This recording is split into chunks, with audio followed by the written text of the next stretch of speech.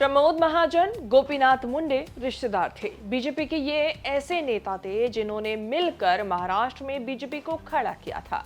प्रमोद महाजन दिल्ली की राजनीति करते थे, गोपीनाथ मुंडे मुंबई में रहे। शिवसेना बाला साहेब ठाकरे के साए में बीजेपी को बढ़ाते रहे। तब बीजेपी इतनी मजबूत नहीं बन पाई कि दोनों में से कोई सीएम बन पाए। प्रमोद महाजन पहले 2006 में चले गए। गोपीनाथ मुंडे का निधन 2014 में हुआ।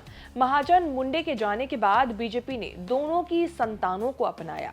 प्रमोद महाजन के बेटे राहुल महाजन ने राजनीति में दिलचस्पी नहीं ली तो पूनम महाजन ने पिता की विरासत संभाली। गोपीनाथ मुंडे की 3 बेटियां थी, पंकजा, प्रीतम और यशाश्री मुंडे। महाराष्ट्र चुनाव के पीक टाइम में पंकजा मुंडे हेडलाइन बनी है क्योंकि उन्होंने ऐसा कुछ बोल दिया जो बीजेपी की हार्डकोर हिंदुत्व वाली लाइन के खिलाफ है। चर्चा इसीलिए भी हो रही है कि पंकजा पहले भी बहुत कुछ बोल चुकी हैं जो पार्टी को सूट नहीं करता। महाराष्ट्र चुनाव तब तक महायुति वर्सेस एनडीए चल रहा था जब तक योगी आदित्यनाथ ने एंट्री नहीं मारी थी। पहले योगी आए, फिर मोदी आए, पूरा चुनाव हिंदू मुसलमान हो चला। योगी ने नारा दे दिया, बटेंगे तो कटेंगे। मोदी बोले, एक रहेंगे तो सेफ रहेंगे।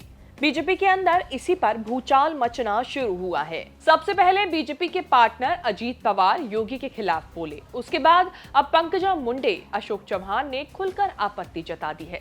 बीजेपी में ये सब होता नहीं है कि योगी के लेवल का कोई नेता कुछ बोल जाए और बाकी नेता ये जज करेंगे कि जो बोला वो ठीक था या नहीं। पंकजा मुंडे बोली, महाराष्ट्र में ऐसे नारों की जरूरत नहीं। हम इसका केवल इसीलिए समर्थन नहीं कर सकते क्योंकि हम भी उसी पार्टी से हैं। नेता का काम है कि इस धरती पर रहने वाले हर व्यक्ति को अपना समझे। हमें महाराष्ट्र में इस तरह के विषय नहीं लाने चाहिए। पंकजा ने योगी के कहे का विरोध करते हुए इस तरह से खुद को बीजेपी की लाइन पर बैलेंस किया कि पीएम मोदी ने बिना जाति धर्म देखे सभी को राशन, आवास और सिलेंडर दिए। अशोक चव्हाण अलग बोल गए कि वो कटेंगे तो बटेंगे जैसे बयान के पक्ष में नहीं है। पंकजा मुंडे का चुनावी इलाका बीड और अशोक चव्हाण का इलाका नांदेड़ मराठवाड़ा में आता है। इस लिहाज से दोनों पड़ोसी हुए। बटेंगे तो कटेंगे वाली राजनीति से बेचैनी मराठवाड़ा की राजनीति को लेकर भी है, जहां मुसलमानों की तादाद अच्छी खासी है। करीब 70 साल पहले तक बीड पर निजाम की सुल्तान चलती थी। 1965 में बॉम्बे स्टेट में शामिल किया गया। 1960 में बॉम्बे स्टेट महाराष्ट्र और गुजरात में बटा तो बीड महाराष्ट्र का हिस्सा बन गया। 2011 की जनगणना के समय 12% से ज्यादा मुसलमान बीड में रहते थे। नांदेड़ में तो मुसलमान आबादी 14% से ज्यादा मानी जाती है। अब बीड में पंकजा को, नांदेड़ में अशोक चव्हाण की राजनीति करनी है तो मुसलमानों से बनाकर रखना जरूरी है। साथ बनाए रखने में राजनीति वाला ये बयान कटेंगे तो बटेंगे जैसे घातक साबित हो सकता है बीजेपी के लिए। बीजेपी में आने के बाद अशोक चव्हाण पहली बार कुछ बोले जो बीजेपी की लाइन के खिलाफ है। पंकजा मुंडे पहले भी काफी कुछ बोल चुकी हैं, इसीलिए हल्ला ज्यादा मच रहा है। पंकजा मुंडे का मूड अरसे से खराब ही चल रहा है। पंकजा और बहन प्रीतम, दोनों बहनें बीजेपी में साइडलाइन मानी जाती हैं। गोपीनाथ मुंडे ने अपने समय में पंकजा को राजनीति में उतार दिया था। प्रीतम 2014 में पिता की मौत के बाद आई। किस्मत अच्छी थी कि शुरुआत से जीतने लगी। पहले 2014 में बीड से उपचुनाव जीता, फिर 2019 में भी बम्पर लीड से सांसद बनी। 2024 में अचानक पार्टी ने टिकट गोल कर दिया। टिकट दिया उनकी ही बहन पंकजा को जो लड़ना भी नहीं चाहती थी। चुनाव बाद पंकजा ने कहा कि वो अपनी इच्छा से चुनाव लड़ने नहीं आई थी। 2019 का चुनाव हारने के बाद उन्हें बीजेपी में 5 साल के वनवास का सामना करना पड़ा। 2024 की हार के बाद समर्थक समझ नहीं पा रहे कि उनका भविष्य क्या है। बीजेपी में पंकजा मुंडे का सबसे अच्छा समय 2014 से 2019 के बीच रहा, जब वो देवेंद्र फडणवीस सरकार में मंत्री थी।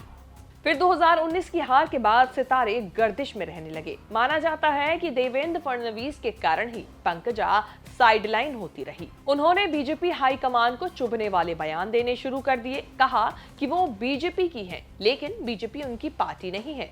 2022 में एकनाथ शिंदे, देवेंद्र फडणवीस की सरकार बनी तो मंत्री नहीं बनाया गया। तब भी उन्होंने सुनाया संभवत इतनी योग्य नहीं कि मंत्री पद मिल सके। ऐसा भी समय आया जब उन्होंने सोशल मीडिया अकाउंट से बीजेपी गायब कर दिया था।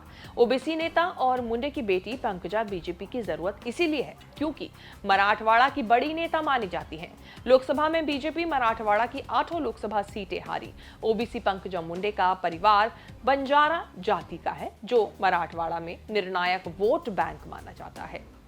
पंकजा मुंडे 2009 से 2019 तक 2 बार परली से विधानसभा चुनाव जीती थी। अब पंकजा अजीत पवार की एनसीपी उम्मीदवार और परली के मौजूदा विधायक चचेरे भाई धनंजय के लिए वोट मांग रही हैं। धनंजय मुंडे के साथ उनका लंबा चुनावी संघर्ष रहा है। धनंजय से चुनाव भी हारी। वोट मांगने का अंदाज कंफ्यूज कर रहा है। भाषण दे आई कि परली सीट एनसीपी के पास जाने का दुख है। लोग ईवीएम पर बीजेपी का कमल तलाशेंगे, लेकिन मन में कमल रखकर एनसीपी की घड़ी का बटन दबाना चाहिए।